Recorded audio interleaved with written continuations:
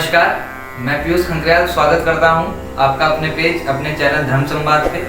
और आशा करता हूं आप सभी स्वस्थ होंगे और कुशल होंगे। दोस्तों, कई बार हमारे जीवन में कुछ ऐसे कार्य होते हैं जो हमें बहुत ही ज़्यादा दुखी कर देते हैं। जैसे आपको पता है कि आपका ये काम 101% होना ही होना है, लेकिन उसके बावजूद भी ऐन वक्त पे आपके साथ कोई दिक्कत हो जाती है या कोई समस्या हो जाती है, जिसके कारण से आपका वो कार्य नहीं बन पाता। ये कार्य विवाह का भी हो सकता है, ये कार्य एग्जाम के भी हो सकते हैं, ये कार्य इंटरव्यू के भी हो सकते हैं और किसी भी प्रकार के कार्य हो, लेकिन अगर उसमें बाधाएं आ जाए और समस्या उत्पन्न हो जाए तो हर किसी आदमी को बहुत ज्यादा दुख होता है। जैसे आपने किसी कंपनी में इंटरव्यू दिया, अपना रिज्यूम दिया और आपको पूरा भरोसा है कि वहां जो है पद बहुत सारे खाली हैं और आपको नौकरी आराम से मिल जाएगी। अब आप इंतजार कर रहे हैं, लेकिन उस कंपनी से कोई कॉल नहीं आता और बाद में आपको पता चलता है कि आपकी जगह किसी और को ले लिया गया है। आपके नंबर भी उससे ज्यादा, क्वालिफिकेशन भी आपकी उससे ज्यादा, लेकिन उसके बाद भी आपका नंबर वहां नहीं है। तो मेहनत तो आपकी पूरी थी, लेकिन आपके भाग्य ने आपका साथ नहीं दिया। ऐसी चीज आजकल रिश्तों को देख, उम्र ज्यादा हो जाती है और कई जगह आपकी पत्रिकाएं जाती है, लेकिन उसके बाद भी जो है ऐन वक्त पे वहां से कोई जवाब नहीं आता। साथ ही साथ कई बार एग्जाम में भी होता है, आप किसी गवर्नमेंट एग्जाम की तैयारी 4-5 साल से कर रहे हो और उसके लिए आपने पहले से ही 5-6 पेपर दे दिए और हर बार आपको एक उम्मीद रहती है कि इस बार मेरा नंबर आ जाएगा, लेकिन हर बार आप 1 या 2 नंबर से रह जाते हैं। यानी कि कार्य कोई सा भी हो और आपके जीवन में बाधाएं आ रही है, दिक्कतें आ रही हैं, समस्याएं आ रही है। अब जैसे बिजनेस वालों को देख लीजिए, कोई प्रॉपर्टी डीलर है, डीलिंग की पूरी बात हो जाती है, एन वक्त पे पार्टी वाले जमीन नहीं खरीदने आते। तो ऐसे ही हर वर्गों के साथ कोई ना कोई समस्या रहती है जहां उनको बहुत ज्यादा विघ्न आता है। लेकिन आज मैं एक ऐसे दिव्य स्तोत्र की बात करूंगा, यदि आपने उसका पाठ किया तो मैं ये यकीनन कह सकता हूं कि आपके जीवन में जो विघ्न आती है वो बहुत जल्दी खत्म हो जाएगी। लेकिन जैसे मैं बताऊंगा आपको ये पाठ वैसा ही करना है, उसके अतिरिक्त इसमें और कुछ नहीं करना है। दोस्तों, आपको पता है कि हमारे हिंदू सनातन संस्कृति में भगवान गणेश जी को विघ्न नाशक बताया गया है। यानी कि हमारे जीवन में आने वाले जितने भी विघ्न हैं, उनकी समस्या का समाधान गणेश जी के पास है। और गणेश जी का ही एक ऐसा अद्भुत स्तोत्र है जो सिर्फ 8 श्लोकों का है और उसको यदि आप नियमित करेंगे तो आपको 2 से 3 मिनट लगेगा। लेकिन ये इतना चमत्कारी है कि यदि आपने इसको नियमित रूप से श्रद्धा सहित, यहाँ पे मैं श्रद्धा सहित क्यों कह रहा हूँ, इस बात का आपको विशेष ध्यान देना है, क्योंकि मैं मंदिर में रहता हूँ और हर दिन कई सारे लोग मंदिर में आते हैं। उनमें से कुछ भक्ति पूर्वक, श्रद्धा पूर्वक वहां पे पूजन करते हैं, यानी कि तन्मयता के साथ बैठ करके एकदम श्रद्धा भाव से वहां पे वो भगवान का पूजन करते हैं। लेकिन मैंने कई सारे लोगों के अंदर ये चीज नोटिस किया, वो इन सब चीजों को एक फॉर्मेलिटी समझते हैं कि पंडित जी ने हमें कहा है मंगल भारी है तो मंगल का दान करना है, हनुमान जी को लड्डू खिलाने हैं, मंदिर में आके हनुमान जी के मुंह पे ही पूरा लड्डू चिपका देंगे। क्योंकि उनको पूजा का नियम ही नहीं पता कि पूजन का नियम क्या है। भगवान ना तो उस लड्डू के भूखे हैं, ना उस पैसे के भूखे हैं जो आप उनके चरणों में चढ़ा रहे हो। वो तो इन सब के माध्यम से बस आपकी श्रद्धा देखते हैं।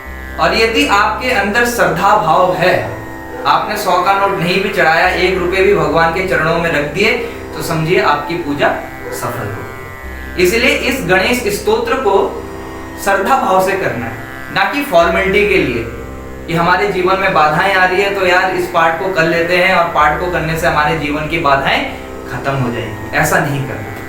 इस पाठ को जो भी करेंगे श्रद्धा पूर्वक करेंगे। अब आपको जो मैंने स्तोत्र बताया, श्री संकट नाशन गणेश स्तोत्र, इसकी मैं लिरिक्स आपको अपने डिस्क्रिप्शन के लिंक में दे दूंगा, वहां से जाकर के आप इस पाठ को निकाल सकते हैं। ये मात्र 8 श्लोकों का है। अब इस पाठ को प्रारंभ कैसे करना है, तो प्रारंभ ऐसे करना है दोस्तों कि किसी भी गणेश चतुर्थी के दिन से, ये सर्वोत्तम समय है गणेश चतुर्थी का। अन्य समय में भी आप कर सकते हैं, लेकिन गणेश चतुर्थी से करेंगे तो इसका जो फल है वो कई गुना ज्यादा बढ़ जाएगा। इसलिए गणेश चतुर्थी के दिन से आप इस पाठ को करना प्रारंभ कीजिए।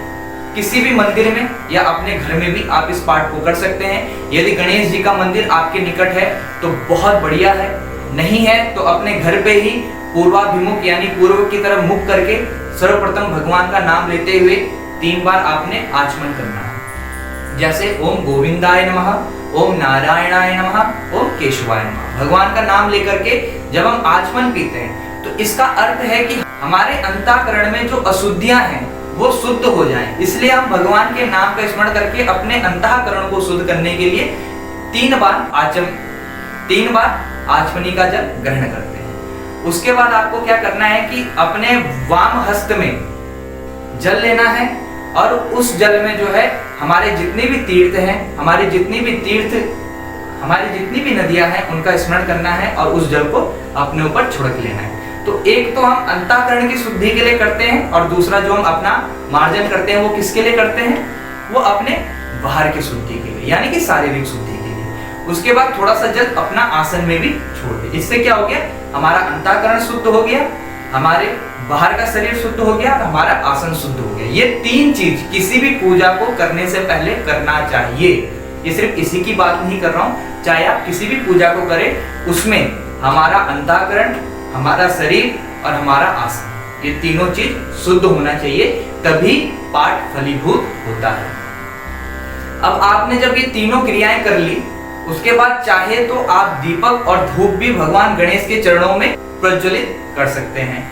उसके बाद आपने इस स्तोत्र को निकालना है और इसका पाठ करना है। और पाठ करने के बाद आपको क्या करना है, इस बात का विशेष ध्यान दीजिए कि आचमनी के जल को, मतलब थोड़ा सा जल आप भूमि में छोड़ दीजिएगा और उस जल को मस्तक में लगा करके इंद्राय नमः शक्राय नमः कहिएगा, तभी वहां से उठिएगा। इसके अलावा यदि आपको समझ में नहीं आया कि मैंने क्या बोला, ये पाठ को क्या करना है, तो स्क्रीन पे आपको मेरा नंबर दिखेगा। आप किसी भी समय मुझे फोन करके इस पाठ की विधि को पूछ सकते हो। अब आगे चलते हैं, इस पाठ के बारे में कुछ विशेष बात मैं आपको बताता हूँ। विद्यार्थी लभते विद्या, धनार्थी लभते धनम, पुत्रार्थी लभते पुत्रान, मोक्षार्थी लभते गति। यानी कि विद्यार्थी लभते विद्या, भगवान गणेश जी को बुद्धि का कारक भी कहा गया है।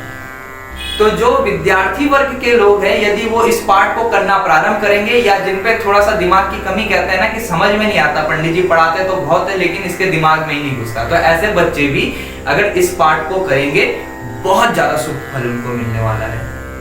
धनार्थी लभते धनम, यानी कि जो धन की कामना करते हैं, धन नहीं आ पाता, क्यों?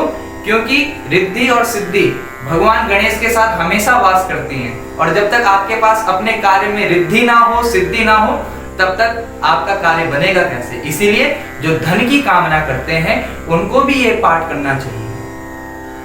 पुत्र के लिए भी जो है इस पाठ को आप कर सकते हैं, और जो अंतिम अवस्था में है, हमारे बुजुर्ग जो हमारे दादा दादी की उम्र में है, अगर वो भी इस पाठ को करेंगे तो मोक्षार्थी लभते गतिम, उनको भी जो है भगवान श्री गणेश के चरणों में स्थान मिलेगा।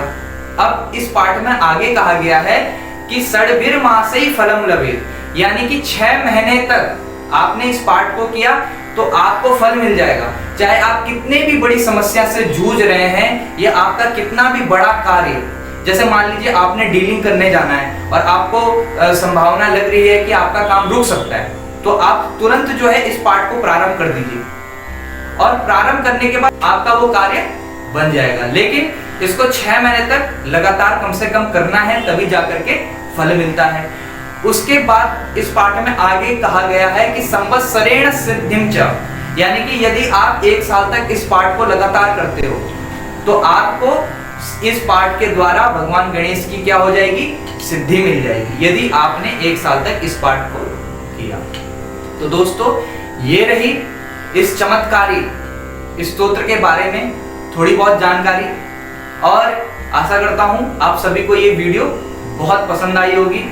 और यदि आप चाहते हो कि मैं इस पाठ को बोल करके भी अपलोड करो, क्योंकि कई लोगों को जो है बताने के बाद भी कहीं कहीं उच्चारण में थोड़ा सा दिक्कत और परेशानी हो जाती है। तो यदि लोगों के कमेंट आए कि पंडित जी इस स्तोत्र को बोल करके भी आप बताइए, तो मैं एक वीडियो बनाने का प्रयास करूंगा जिसमें इस पाठ को आपको बोलकर सिखाऊंगा। लेकिन आशा करता हूं कि मात्र 8 श्लोकों का ये पाठ है और आप लोगों के लिए बहुत सरल होगा, कोई भारी इसमें शब्द नहीं, आप लोग बहुत आसानी से समझ जाएंगे।